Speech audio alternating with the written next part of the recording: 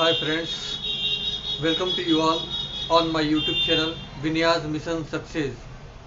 दोस्तों, आप सभी जानते हैं कि इस लॉकडाउन में हम लोग ऑफलाइन क्लासेस नहीं दे पा रहे हैं, जिसकी वजह से बहुत लोगों की डिमांड की वजह से हमने लॉकडाउन में ये YouTube चैनल स्टार्ट किया है। उम्मीद है कि आप सभी लोग घर में बैठ कर के अपने समय का सदुपयोग इस चैनल के माध्यम से करेंगे। ओके, और ये भी आप लोग जानते हैं कि ये चैनल जो क्रिएट किया गया है आपको यूपी टेट, सी टेट और सुपर टेट की पर्पज़ से क्रिएट किया गया है। हमने इसके पहले वाटर चैप्टर का पार्ट 1 पढ़ा दिया है और अब हम वाटर चैप्टर के दूसरे पार्ट की चर्चा करेंगे। ये एग्जामिनेशन पॉइंट ऑफ व्यू से अति ही महत्वपूर्ण चैप्टर है। ठीक है, इसमें हमने कुछ पॉइंट्स आपके व्हाइट बोर्ड पे लिखे हुए हैं और इसी पॉइंटों के बारे में आज हम सबको डिस्कस करना है। तो आइए देखते हैं पहला पॉइंट क्या है। पहला पॉइंट है भारी जल। ठीक है, तो भारी जल क्या होता है? भारी जल का जो अणुसूत्र होता है उसे बोलते हैं D2O। D2O का मतलब हुआ ड्यूटेरियम ऑक्साइड, यानी भारी जल का एक और नाम है जिसे हम बोलते हैं ड्यूटेरियम ऑक्साइड। ठीक है, और ये नाम इसके अणुसूत्र से बना हुआ है। भारी जल जो नाभिकीय रिएक्टर्स होते हैं, बड़ी बड़ी परमाणु भट्टियाँ होती है, उसमें नाभिकीय अभिक्रियाएं होती हैं।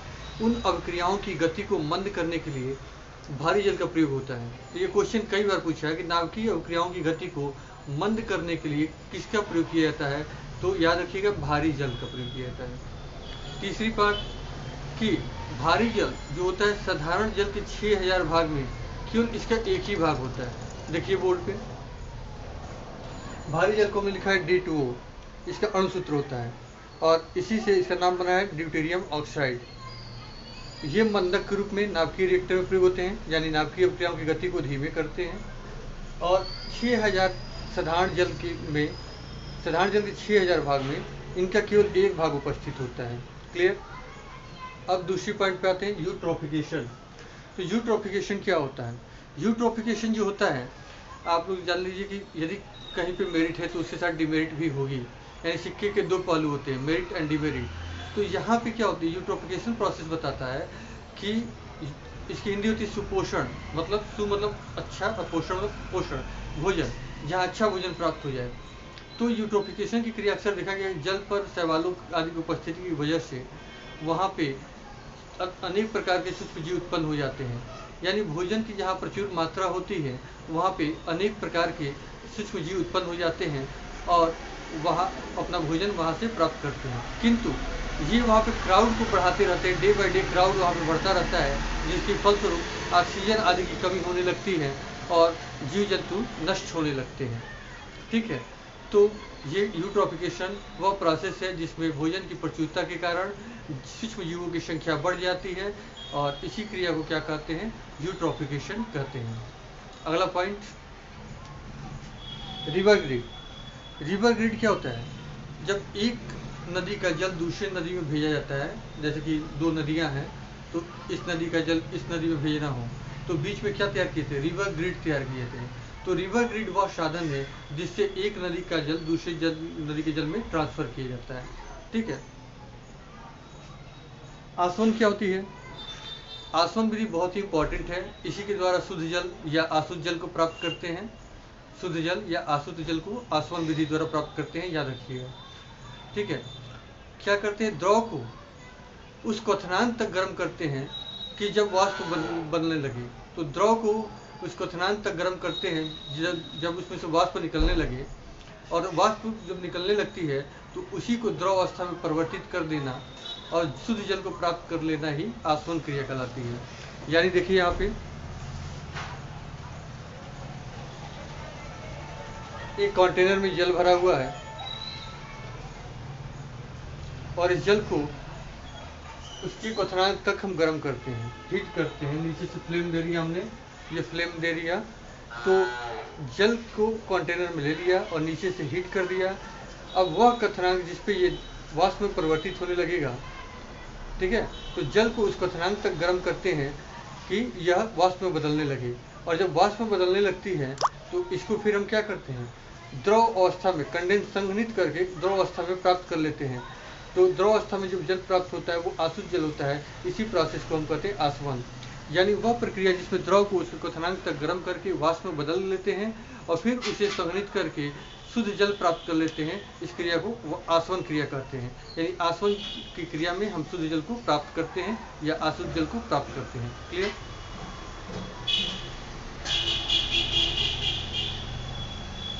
अम्ल वर्षा क्या होती है? बहुत ही बर्निंग टॉपिक है आज हमारी सोसाइटी की। पर्यावरण इससे बहुत ही इफेक्टेड हो चुका है। अम्ल वर्षा में क्या होता है कि नाइट्रोजन और सल्फर के जो ऑक्साइड होते हैं वो वर्षा के जल के साथ मिल करके, ठीक है, अम्ल बनाते हैं और पृथ्वी पे नीचे जब गिरते हैं तो इससे जीव जंतु नष्ट होते हैं, मृदा की उर्वरा शक्ति समाप्त होती है और संगमरमर के वन्य चीज भी नष्ट होते हैं। तो देखिए, मथुरा में एक तेल शोधक कारखाना है। मथुरा का तेल शोधक कारखाना बहुत ही फेमस है। मथुरा जस्ट आगरा से कुछ ही दूरी पे स्थित शहर है। तो मथुरा के तेल शोधक कारखानों से नाइट्रोजन और सल्फर के ऑक्साइड निकल करके ऊपर जाते हैं और वहाँ से वर्षा के जल जब के साथ मिलते हैं ये और पृथ्वी पे आते हैं, तो ये आगरा में जो ताजमहल है उसके ऊपर जब गिरता है तो उसका क्षरण इसी की वजह से हो रहा है कि मथुरा से तेल शोधक कारखाना से सल्फर और नाइट्रोजन के ऑक्साइड निकले और वर्षा के जल के साथ मिल करके पृथ्वी पर आए। तो ये पृथ्वी के जीव जंतुओं को, सूक्ष्म जीव जंतुओं को नष्ट करते हैं, पृथ्वी की उर्वरा शक्ति को समाप्त करते हैं और साथ ही साथ हमारा ताजमहल, आगरा का जो ताजमहल है, इसी की वजह से, इस अम्ल वर्षा की वजह से ही पीला पड़ रहा है और इसका क्षय हो रहा है। तो अम्ल वर्षा, आपने देखा कि सल्फर और नाइट्रोजन के ऑक्साइड जब वर्षा के जल से मिलते हैं तो अम्ल बनाते हैं, सल्फ्यूरिक एसिड और नाइट्रिक एसिड बनाते हैं और यही बारिश के साथ पृथ्वी पे आते हैं और विभिन्न प्रकार से हमें क्षति पहुंचाते हैं। ठीक है, आते हैं अगले टॉपिक पे, जल प्रदूषण से होने वाले रोग। तो जल प्रदूषण से होने वाले रोगों की चर्चा करेंगे। इसके लिए एक हमने फ्लो चार्ट बनाया हुआ है ताकि चीज़ें आसानी से क्लियर हो पाए। ठीक है, तो देखिए यहाँ पे जल प्रदूषण से होने वाले रोगों में है हैजा, पीलिया, typhoid, TB, blue baby syndrome, itai, Minimata, black foot, अतिसार। ठीक है, अतिसार को डायरिया भी बोलते हैं। तो आइए वन बाय वन इसकी चर्चा करेंगे कि कैसे क्या होता है। तो जल प्रदूषण नाम से प्रतीत हो रहा है कि जब जल की गुणों में परिवर्तन हो जाए, ठीक है, अवांछनीय तत्वों का प्रवेश हो जाए, जब जल में अवांछनीय तत्वों का प्रवेश हो जाए तो उसे जल प्रदूषण कहते हैं। जल में जब अवांछनीय तत्व प्रवेश करते हैं तो उनके गुणों में क्या होती है, कमी आ जाती है और वो प्रदूषित हो जाती है। इसी को जल प्रदूषण बोलते हैं। और जब इस प्रदूषित जल को हम पीते हैं तो हमारे शरीर में विभिन्न प्रकार की बीमारियां होती हैं। तो सबसे पहले आज हम डिस्कस करेंगे हैजा के बारे में। प्रदूषित जल को पीने से हैजा नामक बीमारी होती है, क्योंकि उस प्रदूषित जल में कभी कभी बैक्टीरिया छोटे छोटे मिल जाते हैं। और हैजा के केस में एक बैक्टीरिया होती है विब्रियो कॉलरी। जब जल में ये विब्रियो कॉलरी नामक जल प्रदूषण में क्या होती है, ये बैक्टीरिया जो होती है हमारे दूषित जल के साथ हमारे शरीर में प्रवेश करती है, विब्रियो कॉलरी नाम है जिसका, तो वो हमको हैजा रोग उत्पन्न होता है इससे। ठीक है, हैजा भी एक महामारी है। जैसे इस समय कोविड-19 फैला हुआ है, वैसे ही हैजा पुराने समय में बहुत बड़ी महामारी का रूप ले चुकी थी और इसका टीका भी लगता है। तो हैजा जो है इसको इंग्लिश में कॉलेरा भी बोलते हैं। क्यों? क्योंकि विब्रियो कॉलरी नामक बैक्टीरिया के शरीर में प्रवेश करने से, जल के साथ प्रवेश करने से ये होता है।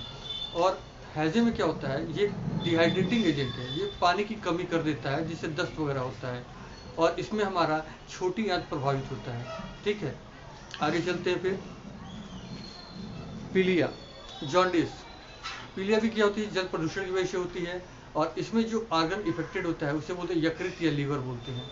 ठीक है, और पीलिया की पहचान क्या है, आंखों का पीला हो जाना, त्वचा का पीला होना और यूरिन जो पेशाब होती है, मूत्र का भी पीला होना।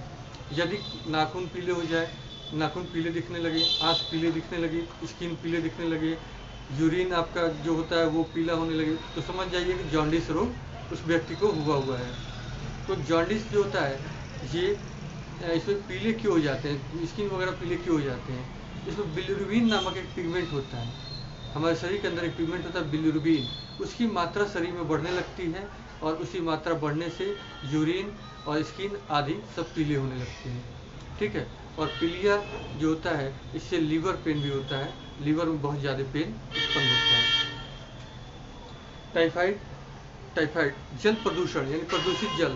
तो प्रदूषित जल में क्या होता है, कभी कभी छोटे छोटे बैक्टीरिया वायरस वगैरह मिल जाते हैं तो टाइफाइड क्या होता है, एक बैक्टीरिया की वजह से होता है जिसे बोलते हैं साल्मोनेला टाइफी। और टाइफाइड जो होता है ये भी आंतों का रोग है, ठीक है। इसमें भी इंटेस्टाइन प्रभावित होती है टाइफाइड में, और ये जल प्रदूषण के कारण होता है। और इसमें क्या होती है, एक टेस्ट किया जाता है, बिडॉल टेस्ट बोलते हैं। टाइफाइड को चेक करने के लिए बिडॉल टेस्ट होता है, ठीक है। आजकल जो कोविड-19 फैला हुआ है तो उसमें भी टाइफाइड का कुछ इफेक्ट देखा जा रहा है, तो वो अलग बात है। लेकिन यदि पूछे कि टाइफाइड के चेकअप किससे करते हैं तो बिडाल टेस्ट से करते हैं, ठीक है। और टाइफाइड आंतों का रोग है, साल्मोनेला टाइफी की वजह से होता है। क्लियर। फिर आते हैं टीबी, तपेदिक। टीबी क्या है, श्वसनीय रोग है, इसमें फेफड़े प्रभावित हो जाते हैं। ये भी एक जल जनित रोग है, जल जनित रोग है, जल प्रदूषण से होता है। और टीबी में जो होती है क्या होती है, एक बैक्टीरिया होता है माइकोबैक्टीरियम ट्यूबरकुलोसिस, माइकोबैक्टीरियम ट्यूबरकुलोसिस नामक बैक्टीरिया द्वारा टीबी रोग या तपेदिक रोग होता है। और ये भी जल जनित होता है और ये फेफड़े को प्रभावित करता है। क्लियर। ब्लू बेबी सिंड्रोम को देखते हैं। तो ब्लू बेबी सिंड्रोम क्या है, नाम से प्रतीत हो रहा है ब्लू बेबी सिंड्रोम, यानी बेबी का नीला हो जाना, ऐसी बीमारी जिसमें बेबी नीला कलर का हो जाए। तो ये क्यों होता है, तो ब्लू बेबी सिंड्रोम में जल में जब नाइट्रेट की अधिकता हो जाए, ऐसा जल जिसमें नाइट्रेट की अधिकता हो और उसे पिया जाए, तो इससे क्या होती है, ब्लू बेबी सिंड्रोम नामक डिजीज होता है। क्लियर। इसमें बॉडी पूरी नीली पड़ जाती है, अधिकतर ये बच्चों में होता है। इसमें बॉडी नीली पड़ जाती है और अधिकतर ये बच्चों में ही देखने को मिलता है, ठीक है। शरीर पॉइजनस हो जाता है क्योंकि नाइट्रोजन ऑक्सीजन से वो रिएक्ट करके ऑक्सीजन की मात्रा को घटा देता है, बॉडी ब्लू पड़ने लगता है। फिर इटाई इटाई भी क्या होता है, इसमें कैडमियम, जल में जब कैडमियम की मात्रा अधिक हो, ऐसा जल जिसमें कैडमियम की मात्रा अधिक हो उसको हम पीते हैं तो हमें इटाई नामक रोग होता है, ठीक है। और इसमें स्पाइन जो होती है, तंत्रिकाएं जो होती है बॉडी के अंदर, जैसे मनुष्य का बॉडी है, स्केलेटल सिस्टम, उससे बहुत सारे तार की तरह से वायर के लाइक स्ट्रक्चर्स निकले होते हैं, ठीक है।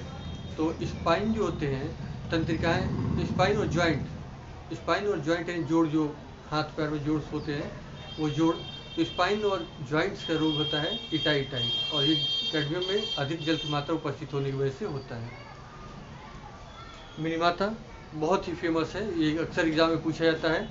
पारे की अधिकता हो जाए, जब जल में पारे की अधिकता हो जाए तो कौन सा रोग होता है, अक्सर ये क्वेश्चन पूछता है कि जब जल में पारे की अधिकता होती है तो कौन सा रोग होगा, तो मिनीमाता रोग होगा, ठीक है। मिनीमाता में क्या होता है, सुन्न हो जाते हैं, हाथ और पैन क्या होते हैं, सुन्न होने लगते हैं, इसमें नंबनेस होने लगती है, ठीक है। अब फिर आते हैं आगे, ब्लैक फुट जब जल में आर्सेनिक की अधिकता हो जाए, जब जल ड्रिंकिंग वाटर होता है उसमें आर्सेनिक की मात्रा अधिक हो जाती है तो क्या होती है, ब्लैक फुट नामक डिजीज होती है, ठीक है। और ब्लैक फुट में क्या होते हैं, पैर जो होती है में ब्लड वेसल्स जो होते हैं वो इफेक्ट मतलब प्रभावित होते हैं, पैर के ब्लड वेसल्स जो होते हैं वो प्रभावित होते हैं, ठीक है। अब आते हैं डायरिया या अतिसार के बारे में, बहुत ही फेमस और बहुत ही इम्पोर्टेंट ये पॉइंट है, डायरिया या अतिसार। तो डायरिया अक्सर 5 वर्ष तक के बच्चों में देखने को मिलती है, 5 वर्ष तक के शिशुओं में, बच्चों में ये डायरिया नामक रोग अधिकतर देखने को मिलती है। इसमें पानी की बहुत ज़्यादा कमी हो जाती है बॉडी के अंदर, कभी कभी तो इतनी कमी हो जाती है कि डेथ हो जाता है, बच्चा मर जाता है, तो ये बहुत ही खतरनाक होती है, ठीक है। और डायरिया जो होती है, आपको इस डिजीज़ में जब भी ये डिजीज़ होता है तो ORS का घोल दिया जाता है, ठीक है। ORS का घोल आप लोग जानते होंगे, नमक, चीनी और पानी को मिला करके बनाया जाता है ORS का घोल, और इसको देने से डायरिया के पेशेंट में को काफ़ी लाभ पहुंचता है। तो डायरिया क्या होते हैं, अधिकतर 5 वर्ष के उम्र तक के बच्चों को अधिकतर होता है। इसमें उन्हें ORS का घोल दिया जाता है, ORS का फुल फॉर्म होता है ओरल रिहाइड्रेटिंग सॉल्यूशन। क्लियर। तो आज का इतना ही पॉइंट काफ़ी है। आई होप ये वीडियो आपको पसंद आएगा और ये आप लोगों के लिए बहुत ही हेल्पफुल साबित होगा एग्जाम में, तो ध्यान से इस वीडियो को देखिएगा। Thanks for watching. Okay, have a nice day to you all.